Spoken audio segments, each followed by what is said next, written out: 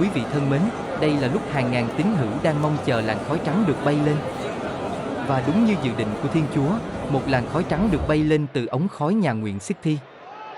Ngay lúc này hàng triệu con tim đang hướng về Roma, với lời cảm tạ và hân hoan vui mừng, cùng nhau dâng lên Thiên Chúa những lời cầu nguyện.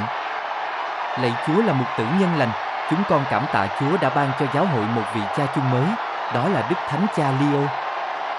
Xin đổ tràng thánh thần xuống trên Ngài, ban cho Ngài lòng can đảm, khôn ngoan và khiêm nhường để dẫn dắt hội thánh giữa thế giới hôm nay. Xin cho chúng con luôn hiệp thông, vâng phục và cầu nguyện cho Ngài trong sứ mạng nặng nề nhưng đầy cao quý này. Xin Chúa gìn giữ giáo hội trong bình an và hiệp nhất.